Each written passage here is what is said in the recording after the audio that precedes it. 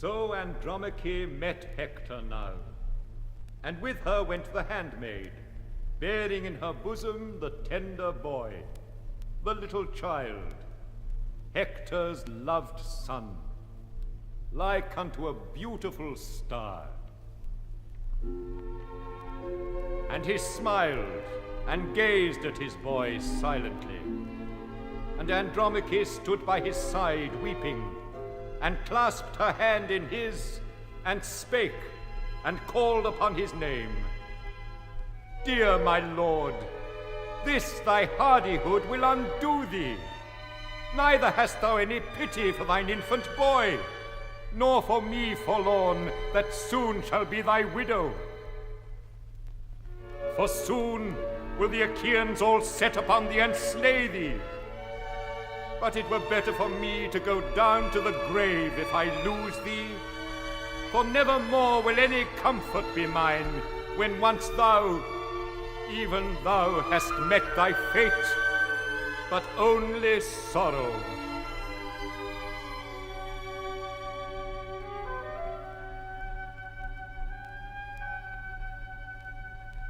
Moreover, I have no father nor lady mother, and the 7 brothers that were mine within our halls, all these on the self-same day went within the house of Hades. Nay, Hector, thou art to me father and lady mother, yea, and brother, even as thou art my goodly husband. Come now, have pity, and abide here upon the tower, lest thou make thy child an orphan, and thy wife a widow.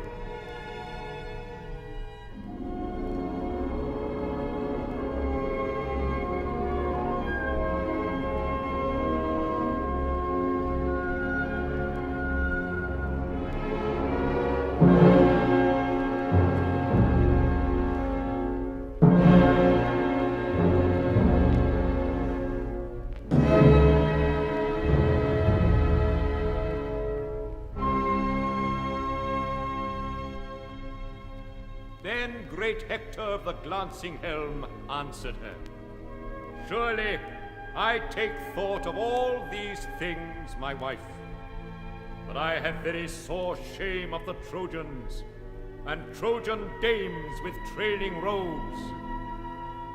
If, like a coward, I shrink away from battle, moreover, mine own soul forbiddeth me, seeing I have learnt ever to be valiant and fight in the forefront of the Trojans, winning my father's great glory and mine own.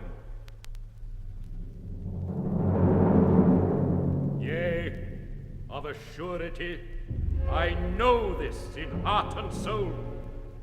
The day shall come for holy Ilias to be laid low, and Priam, and the folk of Priam of the good ashen spear.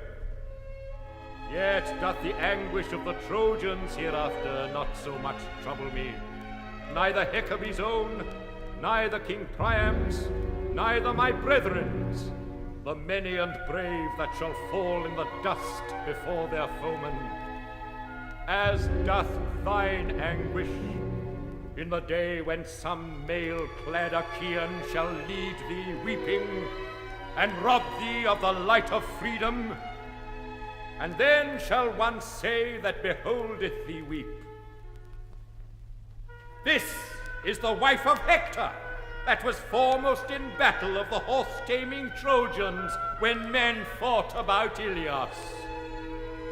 Thus shall one say hereafter, and fresh grief will be thine for lack of such an husband as thou hadst to ward off the day of thraldom.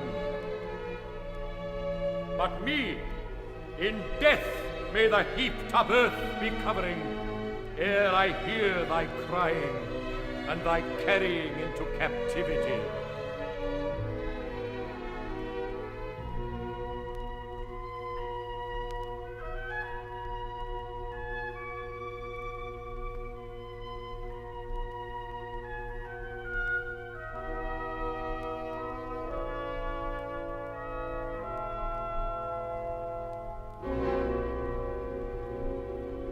So spake glorious Hector, and stretched out his arm to his boy.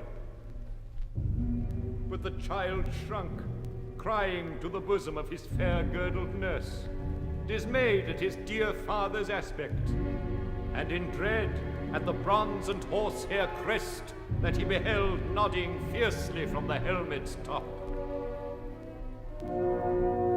Then his dear father laughed aloud, and his lady mother.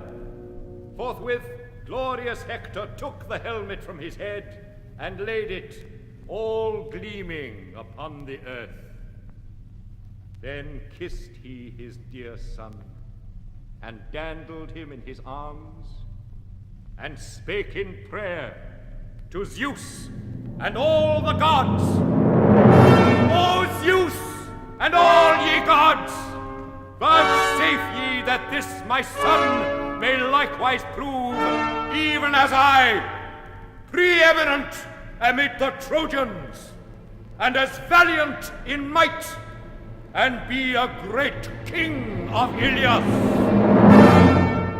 Then may men say of him, far greater is he than his father, as he returneth home from battle, and may he bring with him blood-stained spoils from the foemen he hath slain.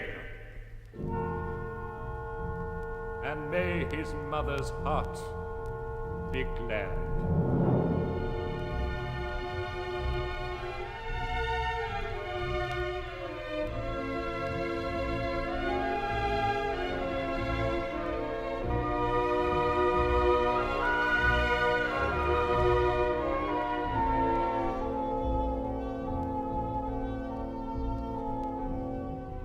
So spake he, and laid his son in his dear wife's arms, and she took him to her fragrant bosom, smiling tearfully. And her husband had pity to see her, and caressed her with his hand, and spake, and called upon her name. Dear one, I pray thee, be not of over sorrowful heart. No man against my fate shall hurl me to Hades. Only destiny, I ween, no man hath escaped. Be he coward or be he valiant, when once he hath been born. But go thou to thine house, and see to thine own tasks, the loom and distaff, and bid thine handmaidens ply their work.